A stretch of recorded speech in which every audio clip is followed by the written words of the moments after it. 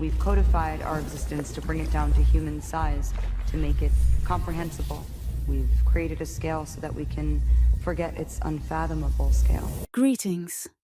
I am Hatshepsut, Pharaoh of Egypt. You see, I have watched the rise and fall of civilizations, the construction of empires, and the triumphs of mankind. But there are forces beyond any ruler's control, forces that, when left unchecked, can lead to destruction. And so, we find ourselves in a time and place far from my own land, the time of Anne Frank, in the midst of the Second World War. It was a time when humanity, though advanced, lost its way, drowning in hatred and fear. And in the midst of this storm stood a young girl, a child with dreams, fears, and hopes. Let me tell you her story. One of courage and resilience, a story that still echoes through the ages. Episode 1, The Quiet Before the Storm. In the year 1929, a child named Anne Frank was born in the city of Frankfurt, Germany, to Otto and Edith Frank. At first, her life was like any other child's, a world filled with simple pleasures, curiosity, and the warmth of family.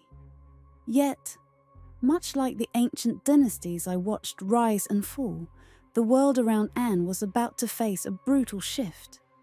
The ground was shifting beneath their feet, and Anne was too young to understand the full extent of the storm brewing on the horizon. By the time Anne was a little girl, a man named Adolf Hitler had risen to power. Hitler, who promised to restore Germany's power after the First World War, spread a venomous ideology that blamed the Jewish people for the nation's suffering. The entire world was in turmoil, political instability, economic depression, and the threat of war loomed large. As the Nazi regime tightened its grip on Germany, the Frank family's position as Jews became increasingly dangerous. In 1933, the Nazis began implementing oppressive laws against Jews, laws that stripped them of their rights, their livelihoods, and their dignity. The atmosphere in Germany was charged with hatred, like an angry desert wind that has gathered strength, waiting to strike. Anne and her family saw the walls close in around them. They had no choice but to flee to Amsterdam, hoping for refuge in a land that seemed more secure. But even in Amsterdam, peace would not last. The horrors of war were spreading throughout Europe. The Nazis' reach extended far beyond Germany, and by 1940, the Netherlands had been invaded. Europe was consumed by the flames of conflict, and no place seemed safe. Anne, a young girl once unaware of the violence that brewed outside her window, now had to confront a harsh reality. She was no longer simply a child. She was a target. The Nazis were determined to hunt down Jews, to erase them from existence.